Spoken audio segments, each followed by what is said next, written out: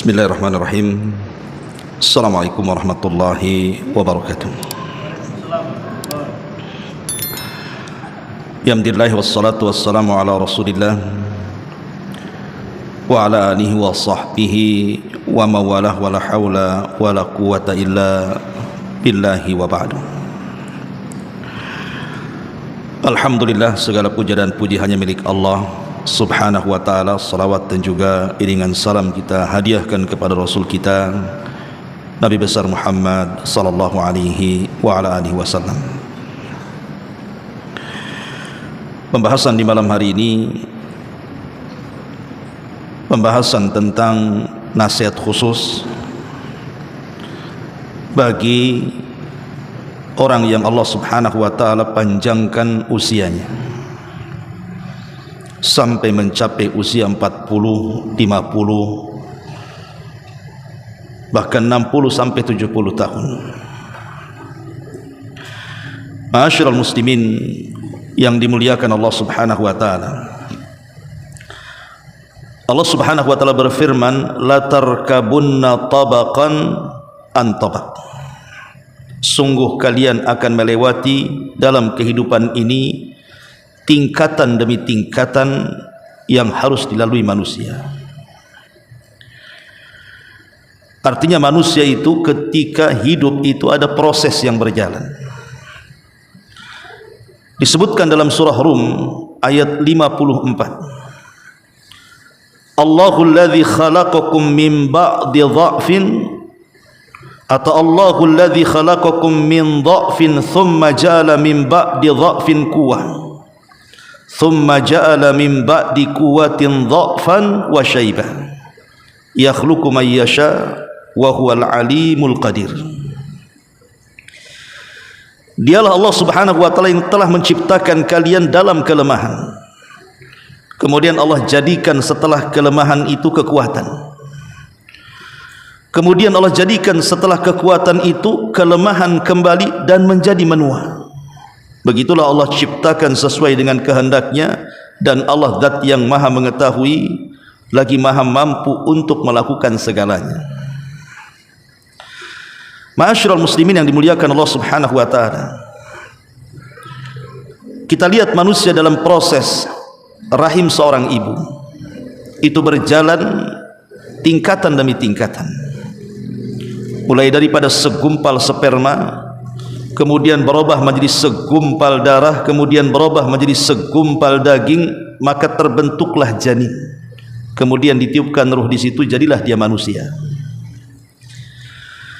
Kemudian manusia ini lahir ke dunia, dimulai daripada kelemahan bayi yang baru dilahirkan, kemudian menginjak anak-anak, kemudian remaja, kemudian dewasa, jadilah orang yang kuat cara berfikirnya dan kuat fisiknya. Tetapi setelah kekuatan itu, mereka pun akan kembali melemah dan menua, kemudian akan mengalami kematiannya. Begitulah Allah katakan, la tarkabunna tabaqan an tabaq. Manusia itu demi tingkatan akan dilaluinya. Ketika manusia kemudian meninggal dan masuk ke alam kubur, juga ada tabaq di situ. Dimulai daripada himpitan kuburan, kemudian fitnah kubur, pertanyaan dua malaikat mungkar dan nakir yang menentukan antara azab dan nikmat kubur. Kemudian terjadi kiamat, manusia dikumpulkan di padang mahsyar, pun ada tabaq di situ. Mulai dari dibangkitkan, dikumpulkan di padang mahsyar, kemudian ada syafaat, kemudian ada hisab, kemudian ada pembagian catatan timbangan sampai meniti titian siratal mustaqim. Kemudian Allah arahkan, ada yang masuk surga dan ada juga yang masuk ke neraka. Begitulah kehidupan manusia. Ada dua ayat dalam Al-Quranul Karim yang bagus sekali kita renungkan. Pertama surah Al-Ahqaf ayat 15, dan yang kedua surah An-Naml ayat 19. Al-Ahqaf 15 dan An-Naml 19. Di dalam surah Al-Ahqaf ayat 15, Allah Subhanahu wa ta'ala berfirman, hatta idza balagha ashuddahu wa balagha arba'ina sanatan Qala rabbi auzi'ni an ashkura ni'mataka allati an'amta 'alai wa 'ala walidayya wa an a'mala salihan tardah wa aslih li fi dhurriyyati inni tubtu ilaika wa inni minal muslimin. Sebelum ayat ini Allah Subhanahu wa taala menceritakan tentang bagaimana susahnya orang tua itu mendidik kita. Sampai kepada ayat apabila telah dewasa anak yang dididik orang tua ini. Asyuddah itu ada yang mengatakan usia 33 tahun. Wa balagha arba'ina sanatan, kemudian sampai mencapai 40 tahun. Qala, maka dia pun kemudian berdoa kepada Allah, Rabbi auzi'ni an ashkura ni'mataka allati an'amta 'alai wa 'ala walidayya.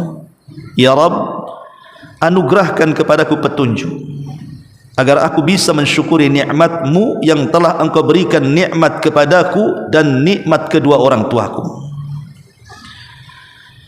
Kemudian kata Allah Subhanahu wa taala, wa an a'mala salihan tardah, dan agar Engkau memberikan taufik kepadaku agar aku bisa beramal yang bisa menjadikan Kau ridha dengan amalanku itu. Wa aslih li fi dzurriyyati, kemudian perbaikilah aku dan juga anak keturunanku. Inni tubtu ilaika, aku bertobat kepadamu, wa inni minal muslimin, dan aku termasuk orang-orang yang berserah diri. Kemudian Allah Subhanahu wa taala berfirman di dalam surah An-Naml ayat 19-nya menceritakan tentang kisah Nabi Allah Sulaiman. Ketika Sulaiman berada di puncak-puncak kekuatannya dan kekuasaannya, macam-macam mukjizat Allah berikan kepada dia, mulai dari menundukkan binatang sampai kepada awan dan angin. Apa kata Sulaiman? Qala rabbi auzi'ni an ashkura ni'mataka allati an'amta 'alai wa 'ala walidayya wa an a'mala salihan tardah wa adkhilni bi rahmatika fi ibadika salihin. Kata Nabi Allah Sulaiman alaihi salam, ya Allah, anugerahkan kepadaku petunjuk agar aku bisa mensyukuri nikmat-Mu yang telah Kau anugerahkan kepadaku dan kepada kedua orang tuaku, dan agar aku bisa beramal saleh yang Kau ridhai, dan masukkan aku dengan rahmat-Mu dari golongan hamba-hamba-Mu yang saleh. Perhatikan dua ayat ini, bagus sekali untuk kita simak dan kita kupas. Dua ayat ini nasihat kepada orang yang usianya sudah 40 tahun ke atas. Artinya kalau di usia 40 tahun saja sudah terkhitab dengan ayat ini, berarti usia 50, 60, 70 tahun harus lebih lagi terkhitab dengan dua ayat ini. Karena dua ayat ini kalau kita rangkum ada 7 perkara yang merupakan amalan-amalan yang harus dilakukan orang yang sampai usianya 40 tahun ke atas. Yang pertama, tentu sebagian para ulama mengatakan bahwa doa ini harus sering dibaca. Bagi antum yang usianya sudah kepala 4, banyak-banyaklah berdoa dengan doa yang warid dari Quran ini. Rabbi auzi'ni an ashkura ni'mataka allati an'amta 'alai wa 'ala walidayya wa an a'mala salihan tardah wa aslih li fi dzurriyyati inni tubtu ilaika wa inni minal muslimin. Banyak-banyaklah berdoa dengan doa ini. Yang pertama, di sini ada kalimat Rabbi auzi'ni an ashkura ni'mataka allati an'amta 'alai. Ya Rabb, anugerahkan petunjuk kepadaku agar aku bisa mensyukuri nikmat-Mu yang telah Engkau anugerahkan kepadaku. Maka di usia 40 tahun ke atas harus pandai-pandai bersyukur. Di mana Allah Subhanahu wa taala sudah memberikan usia separuh lebih. Karena kalau usia 40 tahun itu artinya yang berlalu itu lebih lama dibandingkan yang akan dilalui. Kalau melirik kepada hadis Nabi sallallahu alaihi wasallam, a'maru ummati bainas sittina wa sab'in, bahwa usia umatku kata Rasul berkisar 60 sampai 70. Artinya kalau di usia 40 tahun berarti yang dijalani sudah lebih lama dibandingkan yang akan dihadapi. Karena kalau seandainya di usia 40 tahun kemudian di usia 60 tahun dia meninggal, berarti hanya 20 tahun saja sisanya kan, atau paling lama 30 tahun lah di usia 70 tahun berdasarkan hadis Nabi. Dari sini kita tahu bahwa apabila Allah Subhanahu wa taala sudah memberikan usia yang cukup panjang kepada kita, maka pandai-pandai bersyukur. Dan Nabi SAW mengatakan, khairun nasi man tala umruhu wa hasuna amaluhu. Sebaik-baik manusia adalah yang dipanjangkan usianya tapi baik amalannya. Itulah sebaik-baik manusia. Maka kita katakan alhamdulillah, Allah Subhanahu wa taala masih memberikan usia kepada kita. Karena biasanya di usia-usia 40 tahun ini banyak teman-teman dia yang sudah meninggal biasanya. Entah meninggal kecelakaan, atau mungkin entah pergi kemana, dan begitu seterusnya. Atau mungkin ada teman-teman yang belum berhasil, tidak seperti dia dalam urusan dunia. Maka pandai-pandailah bersyukur kepada Allah Azza wa Jalla. Ucapkan alhamdulillah bi ni'matihi tatimmus shalihat. Tapi apakah cukup mengucapkan alhamdulillah saja? Tidak. Mensyukuri nikmat di usia 40 tahun itu artinya dia harus mampu menjaga nikmat yang Allah anugerahkan kepadanya. Kenapa? Karena di usia 40 tahun itu biasanya nikmat Allah itu sudah mulai dikurangi sedikit demi sedikit. Walaupun usia 40 tahun itu adalah puncak dari pemahaman manusia, puncak dari akal manusia, puncak kekuatan manusia, dan hampir secara keseluruhan nikmat Allah itu Allah sudah anugerahkan di usia 40 tahun itu. Rata-rata usia 40 tahun sudah berkeluarga, rata-rata usia 40 tahun sudah punya anak, rata-rata usia 40 tahun sudah punya tempat tinggal walaupun kontrak, rata-rata usia 40 tahun biasanya sudah menjadi orang-orang besar, menjadi manajer, menjadi bos, punya perusahaan, punya usaha, dan begitu seterusnya. Rata-rata di usia 40 tahun itu jadi pejabat, jadi ini, jadi itu. Tepat, tapi di sisi lain ingat, dimulai usia 40 tahun juga nikmat Allah itu sudah mulai dikurangi itu. Mata sudah mulai tidak tajam lagi, mulai rabun berkaca-kaca, mulai rabun jarak jauh, gak nampak, kecuali nengok duit lah mungkin ya. agak sedikit cerah gitu ya. Telinga pun mendengar sudah mulai agak budak. Belum lagi kemudian kesehatan sudah mulai dikurangi itu. Usia 40 tahun itu kenikmatan mulai digerogoti kan, kesehatan sudah mulai dikurangi itu. Mulai asam urat, darah tinggi, kolesterol, sampai tidak mau medical check up. Takut Ustaz saya katanya, kalau saya medical check up ketahuan sini gudang penyakit katanya. Dari sini menunjukkan bahwa di usia 40 tahun itu kenikmatan sudah mulai berkurang. Makanya kenikmatan yang ada pada badan kita jaga baik-baik, karena perjalanan kita itu tidak jauh lagi. Jangan sampai nikmat mata dipandangkan ke yang diharamkan, nikmat telinga diperdengarkan kepada yang diharamkan, kaki dan tangan dilangkahkan pula ke tempat-tempat yang diharamkan. Maka jaga nikmat itu supaya kita bisa bersyukur akan nikmat Allah Subhanahu wa taala. Ini yang pertama. Yang kedua, di sini Allah Subhanahu wa taala mengatakan, Rabbi auzini an ashkura ni'mataka allati an'amta 'alai wa 'ala walidayya. Yang kedua, bersyukurlah kepada Allah bagi antum yang masih punya orang tua yang masih hidup. Bersyukur kepada Allah. Karena biasanya kalau usia 40 tahun kita ini berarti orang tua kita lebih tua dibandingkan kita. Kalau seandainya usia orang tua kita menikah di usia 30 tahun dia menikah, kemudian punya anak, dan kita usianya 40 tahun, berarti orang tua kita sudah 70 tahun tuh. Artinya orang tua kita sudah menua. Bersyukur kepada Allah Azza wa Jalla. Kalau seandainya Allah takdirkan di usia ini orang tua kita masih hidup, adalah kesempatan kita ini untuk berbuat baik di sisa-sisa umur kita dan mereka. Karena kalau usia 40 tahun mereka sendiri orang tua sudah tidak lama lagi akan meninggalkan anaknya tuh. Lah di usia-usia yang tidak lama lagi orang tua itu ada kesempatan kita untuk berbuat baik kepada mereka sebelum mereka meninggalkan kita. Karena betapa banyak anak yang menyesal ketika orang tuanya sudah tiada, baru dia menangis. Untuk apa tangisan itu? Ketika orang tua hidup, kemana saja engkau? Ya. Maka yang kedua, amalan usia 40 tahun itu berbuat baiklah kepada kedua orang tua. Kenapa? Karena biasanya di usia 40 tahun disibukkan dengan keluarga, anak dan istrinya, disibukkan dengan usaha dan bisnisnya, disibukkan dengan hubungan dia dan relasinya, dengan teman-temannya, sehingga tak jarang orang itu dilupakan birrul walidain dengan orang tuanya. Karena usia 40 tahun itu sibuk-sibuknya orang tuh.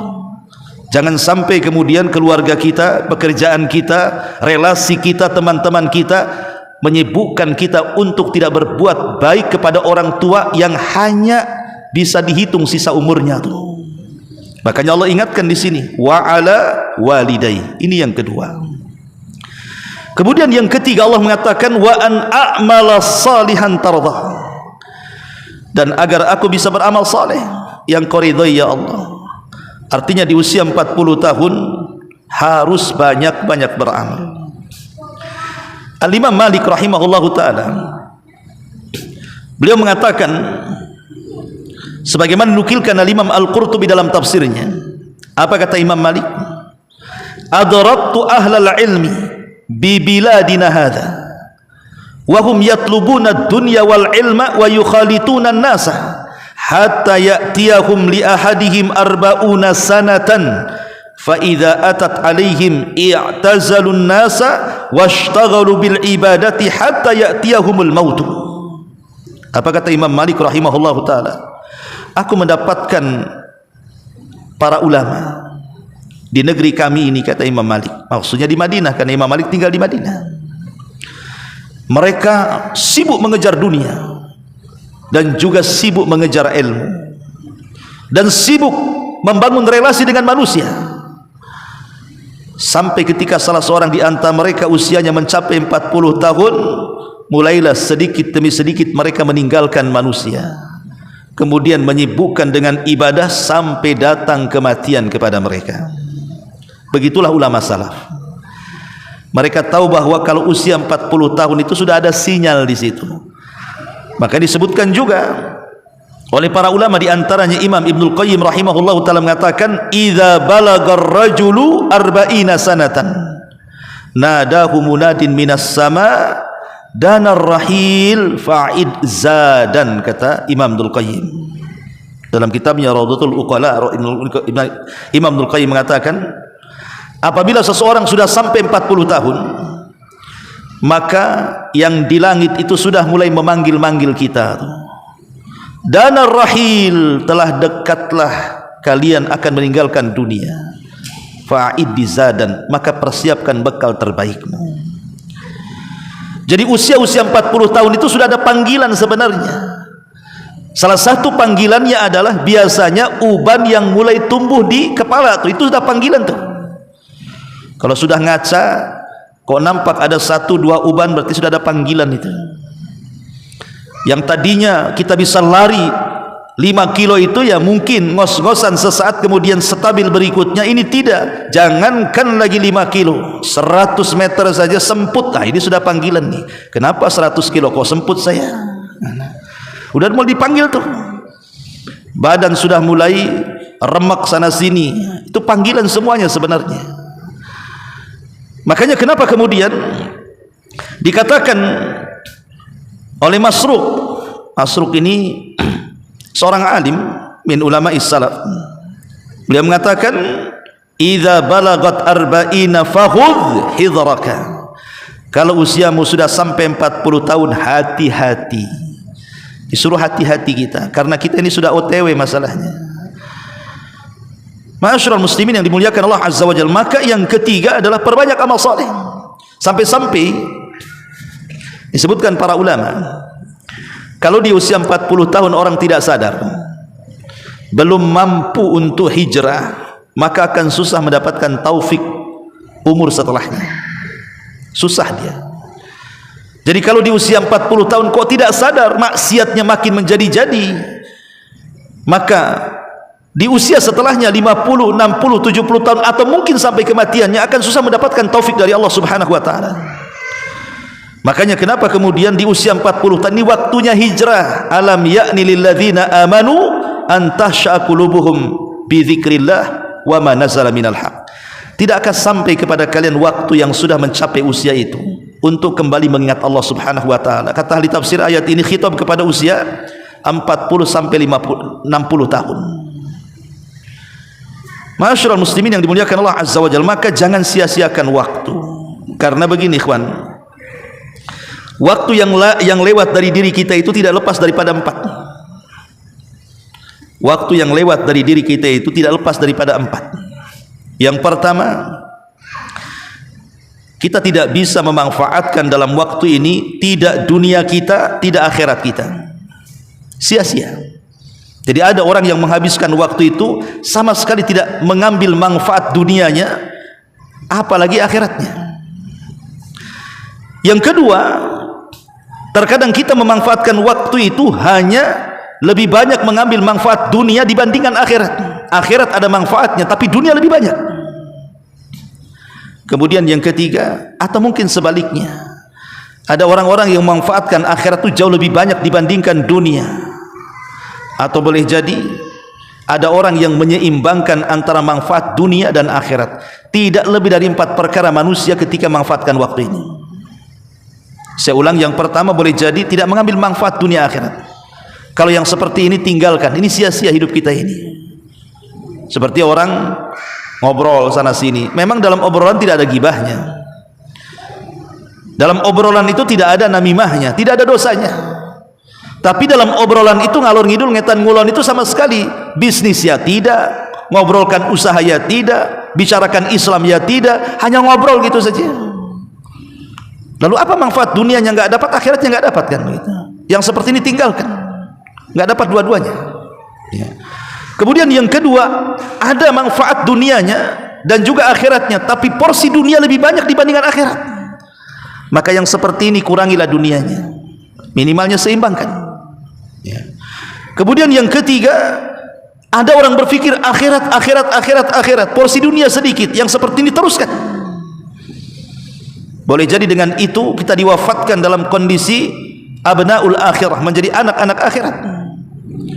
Atau boleh jadi kalaupun tidak yang ketiga ini, maka seimbangkanlah dunia dan akhirat itu. Tetapi tentu kalau kita lihat doa sapu jagat ya, antum tahu doa sapu jagat? Rabbana atina fid dunya hasanah wa fil akhirati hasanah wa qina adzabannar. Ini dosa sapu jagat karena menyapu semua jagat tuh, jadikan kumpul jadi satu doa.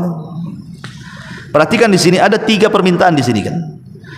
Pertama, minta dunia yang baik. Yang kedua, minta akhirat yang baik. Yang ketiga, minta supaya kita dilepaskan dari azab Allah Azza wa Jalla. Berarti dunia sepertiga, akhirat 2/3 di sini. Rabbana atina fid dunya hasanah, ini permintaan dunia. Wa fil akhirati hasanah, ini permintaan akhirat. Wa qina adzabannar, ini permintaan akhirat juga. Berarti dalam doa itu harusnya 2/3 minta akhirat, 1/3 minta dunia.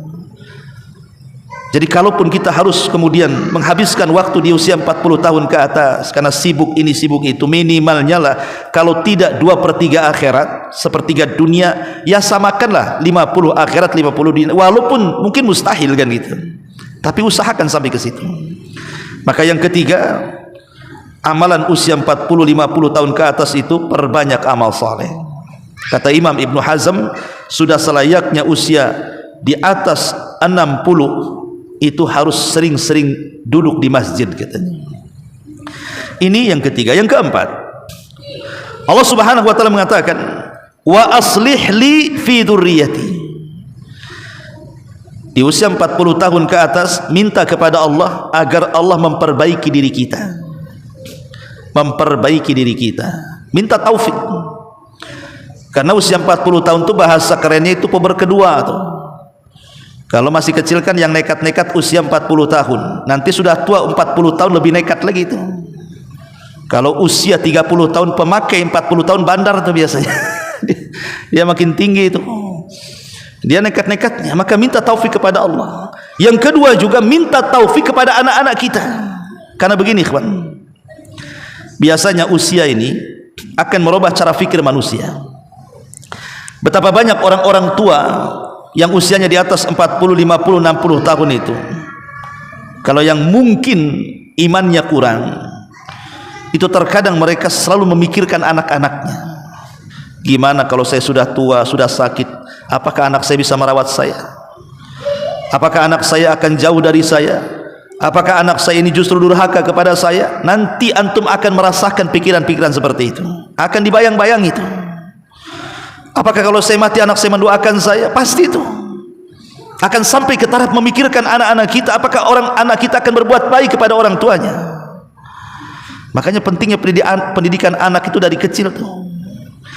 Lah dari sini Allah Subhanahu wa taala ajarkan kepada kita minta taufik kalau usia 40 tahun untuk kebaikan kita dan kebaikan anak-anak kita, karena nanti anak-anak kita pun akan besar dan usianya pun akan sampai ke 40 tahun sementara kita di atas mereka. Anak-anak kita akan besar, enggak mungkin anak kita lucu terus kan? Pasti akan besar juga anak kita itu. Dan pasti juga akan mengalami kalau dipanjangkan usianya mereka akan sampai ke 40 tahun juga. Dan kalau anak kita sudah 40 tahun berarti kita sudah mungkin 70-80 tahun. Artinya minta kepada Allah Azza wa Jalla supaya anak-anak kita diberikan taufik, supaya ketika kita sudah tua anak kita itu anak-anak yang bisa birrul walidain, berbakti dengan orang tua. Minta kepada Allah. Karena tak jarang orang tua harapannya anak itu menjadi anak yang soleh dan soleha. Dia sudah tua, anaknya sudah dewasa, tidak ada satupun anaknya yang tahu diri dengan orang tuanya.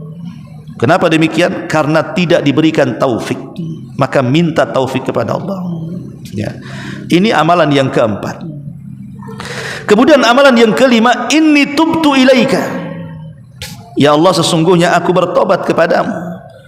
Maka usia 40 tahun, 50, 60, 70 tahun perbanyak tobat. Karena usia yang dilalui sudah banyak, artinya dosa yang dilakukan juga sudah banyak.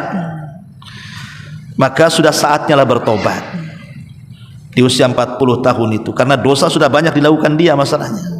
Apalagi usia sudah 50, 60 tahun, lebih banyak lagi waktu yang dilalui dia, artinya dosanya lebih banyak lagi. Maka sudah selayaknya bertobat kepada Allah Azza wa Jalla. Dan yang terakhir dalam surah Al-Ahqaf, wa inni minal muslimin. Dan kalau sudah tua minta kepada Allah agar jangan diwafatkan kecuali dalam kondisi Islam. Ya ayyuhalladzina amanu taqullaha haqqa tuqatih wa la tamutunna illa wa antum muslimun. Minta kepada Allah jangan diwafatkan dalam kondisi di luar Islam. Makanya Nabi Yusuf doanya apa? Tawaffani musliman wa alhiqni bisalihin. Ya Allah, wafatkan aku dalam kondisi muslim dan libatkan aku termasuk hamba-hambamu yang saleh. Minta kepada Allah agar kita husnul khatimah. Kemudian yang nomor 7 ditambah dalam surah An-Naml-nya, di mana Nabi Sulaiman itu kan ketika itu berada di puncak-puncaknya, puncak-puncak kekuasaan. Nabi Sulaiman mengatakan, Rabbi auzini an ashkura ni'mataka allati an'amta alai wa ala walidai wa an a'mala salihan tardah. Di sini syahidnya, wa adkhilni bi rahmatika min ibadika salihin. Wa adkhilni bi rahmatika fi ibadika salihin. Dan yang terakhir, mintalah rahmat dari Allah. Minta kasih sayang Allah. Karena orang masuk surga itu bukan karena amalannya. Orang masuk surga itu karena rahmat Allah Azza wa Jalla.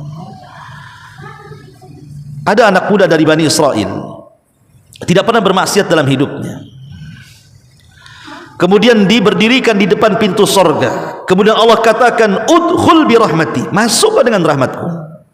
Kata anak muda ini, ya Rabb, aku ini tidak pernah melakukan maksiat di dunia. Kalau aku pernah melakukan maksiat kemudian bertobat, kemudian kau berikan rahmatmu kepadaku, ya wajar aku masuk surga dengan rahmatmu. Lah aku tidak pernah berbuat dosa, kenapa harus masuk surga dengan rahmatmu? Masukkan aku dengan amalanku, katanya. Kata Allah, baik, kalau gitu hitung amalanmu. Akhirnya dihitung-hitung amalannya, rupanya tidak sebanding dengan satu nikmat Allah yang Allah anugerahkan kepadanya berupa penglihatan kedua matanya. Maka karena dia takut tidak akan masuk surga dengan amalannya, dia pun mengatakan, kalau begitu ya Rabb, adkhilni bi rahmatika, masukkan aku dengan rahmatmu. Maka minta kepada Allah rahmat sebanyak-banyaknya, agar kalau kita diwafatkan sebagai muslim, kemudian Allah juga masukkan kita ke dalam surga dengan rahmat Allah Subhanahu wa taala. Inilah 7 amalan berdasarkan nas Al-Quran dalam surah Al-Ahqaf 15 dan surah An-Naml 19. Ma'asyiral muslimin yang dimuliakan Allah Subhanahu wa taala, secara umum usia 40 tahun ke atas itu, ikhwan, dia adalah usia memang kalau bahasa para ulama itu takmilatul aqli wal fahmi wal badani wal jasad. Jadi ketika usia 40 tahun itu biasanya itu sempurnanya akal, pemahaman, badan dan jasad manusia. Makanya kalau kita lihat Nabi kita Muhammad SAW diangkat menjadi Nabi di usia berapa? 40. Allah sanggup mengangkat Rasul itu di usia 20 tahun kan, biar panjanglah dakwahnya. Tapi tidak dilakukan oleh Allah Subhanahu wa ta'ala. Justru Allah menunggu Rasul kita sampai di usia 40 tahun, sehingga Rasul sampai mengatakan ma min nabiyyin, tidak ada satupun nabi kecuali diutus di usia 40 tahun. Kenapa, ada apa usia 40 tahun ini? Ya tadi, karena disitulah kata ulama tafsir ketika menjelaskan surah Al-Ahqaf 15 tadi, karena di usia inilah akal manusia sudah mulai istiqrar, tidak akan berubah. Usia 40 tahun sudah punya sikap biasanya, sudah punya pendapat, sudah punya sikap, kemudian juga emosinya juga sudah mulai menurun, banyak ide-ide dan hal-hal yang kreatif, sehingga usia-usia 40 tahun itu usia-usia produktifnya manusia. Makanya kemudian kenapa khitab Al-Quran ini di usia 40 tahun ke atas? Karena usia-usia seperti ini ya memang seperti itu. Walaupun di satu sisi, sekali lagi, usia-usia seperti ini memang disibukkan dengan berbagai macam masalah. Makanya ada nasihat tambahan, jauhi maksiat. Kalau sudah usia 40 tahun, jauhi maksiat. Yang kedua, jauhi begadang. Usia 40 tahun itu jauhi begadang. Jangan suka begadang, karena ada lagunya tuh.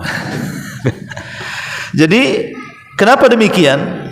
Karena biasanya usia 40 tahun kalau sudah begadang di luar rumah, itu bahaya.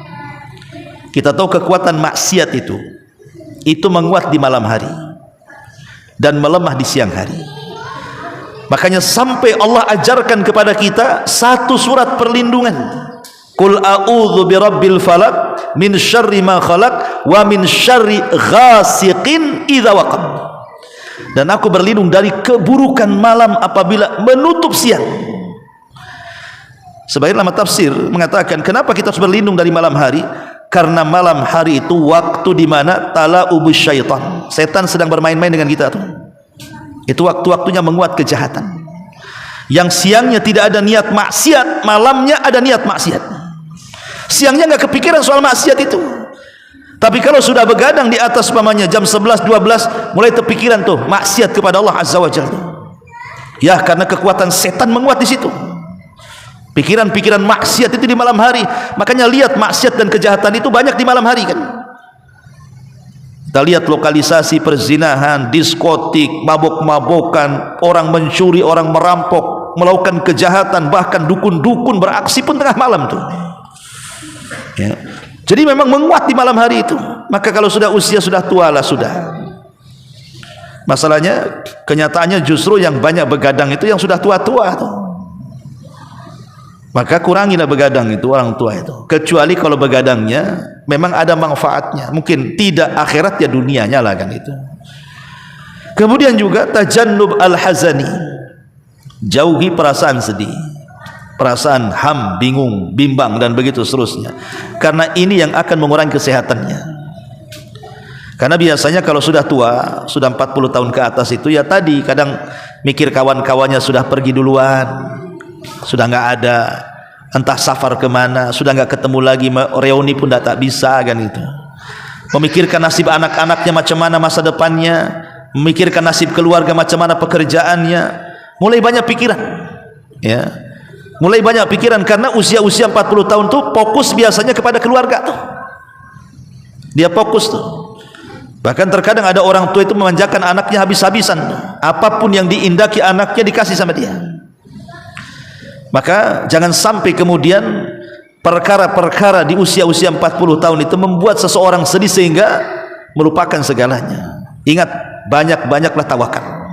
Di usia 40 tahun ke atas, gantungkan hati kepada Allah, bertawakal kepada Allah Subhanahu wa ta'ala. Ma'asyiral muslimin yang dimuliakan Allah Subhanahu wa ta'ala, kita tahu bahwa di antara amalan yang paling penting di usia 40 tahun ke atas adalah at-tafakkur, perbanyak mikir. Ya. Satu-satunya ibadah yang besar pahalanya tanpa beramal itu tafakur. Cukup mikir aja. Ya, tentu maksudnya tafakur di sini tafakur dengan tanda-tanda kuasa Allah, kemudian kita introspeksi diri. Apakah saya sudah usia tua ini lebih baik kondisinya atau lebih jahat? Jadi maksudnya tafakur di sini supaya kita ini meningkat ibadahnya. Ya, bukan tafakur di sini maksudnya ingat kalau sudah tua dekat mati akhirnya kemudian putus asa, enggak. Jadi mikir bahwa nikmat yang Allah anugerahkan itu sudah banyak kepada kita, maka dari situlah kemudian lahir syukur nikmat, dan lebih daripada itu sudah mulai mikir akhirat. Ya, jadi usia 40 tahun harusnya sudah mulai memikirkan akhirat. Macam mana caranya saya selamat di akhirat? Makanya di usia ini harus sudah banyak-banyak beramal, karena usia 40 tahun 2/3 usia sudah dilalui, dia tinggal sepertiganya yang dilewatinya. Dan yang terakhir tentunya ada hadis. Memang hadis ini tidak sahih sebagaimana dinyatakan Imam Ibnu Jauzi, tetapi maknanya sahih.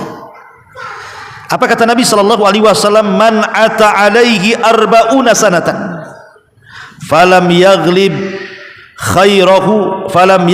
khairuhu syarrahu falyatajahhaz ilan nar, katanya. Kata Nabi SAW, barang siapa yang usianya sudah 40 tahun ke atas kok kebaikannya tidak mengalahkan keburukannya, maka sudah disiapkan tempat duduknya di neraka. Memang hadisnya lemah secara lafaz, tapi sebenarnya para ulama mengatakan maknanya sahih. Sebab usia-usia 40 tahun ini kalau tidak bisa mengalahkan kejahatannya dari kebaikan yang dilakukannya, maka dia akan terus jahat. Taufik akan sulit menerpa dia. Tapi kalau sudah memikirkan akhirat, sudah mulai sadar gitu ya, biasanya hidayah itu terus menyapa dia sampai pada waktunya Allah tutup kehidupannya dengan taufik dari Allah Subhanahu wa taala. Maka satu kisah menarik dari Qadhi Iyad rahimahullahu taala, atau dikenal dengan Fudail Ibn Iyad rahimahullahu ta'ala. Jadi Fudail Ibn Iyad ini satu hari berjumpa dengan seorang kakek yang usianya 60 tahun. Kemudian kata Qadhi Iyad, kam umruka ya fulan, berapa sih usiamu hai fulan? Maka sang kakek mengatakan, situna sanatan, usiaku 60 tahun. Kata Fudail, oh kalau begitu engkau sudah jauh berjalan dan sebentar lagi engkau akan sampai di tujuan. Maka orang tua ini mengatakan, tentu ya imam, inna lillahi wa inna ilaihi raji'un. Bukankah kita datang dari Allah dan akan kembali kepada Allah? Maka Fudail ibn Iyad mengatakan, ya fulan, engkau tahu makna inna lillahi wa inna ilaihi raji'un? Maka kata sang kakek mengatakan, la ya imam, idzan fassir lana. Tidak, kalau begitu tafsirkan apa yang dimaksud inna lillahi wa inna ilaihi raji'un itu. Maka Qadhi Iyad atau Fudail ibn Iyad rahimahullahu ta'ala mengatakan, makna inna lillah ay innana lillahi abdun. Makna inna lillah, bahwa kita ini datang dari Allah, maksudnya kita ini adalah hamba bagi Allah. Wa inna ilaihi raji'un, dan kita akan kembali kepada Allah. Maknanya penghambaan kita ini akan mas'ul, ditanya di hadapan Allah Subhanahu wa ta'ala. Berarti kalau kita tahu kita ini hamba dan kehambaan kita akan ditanya oleh Allah Subhanahu wa ta'ala, maka persiapkan jawabannya. Maka sang kakek mengatakan, ya imam, kalau begitu macam mana cara meringankan jawabannya supaya aku selamat? Apa kata Fudail ibn Iyad atau Qadhi Iyad? Dia mengatakan, ahsin fima baqi yughfar laka fima baqi wa fima madha. Perbaiki sisa hidup, maka Allah akan ampuni segala dosa yang sedang kau lakukan dan dosa yang telah engkau lalui.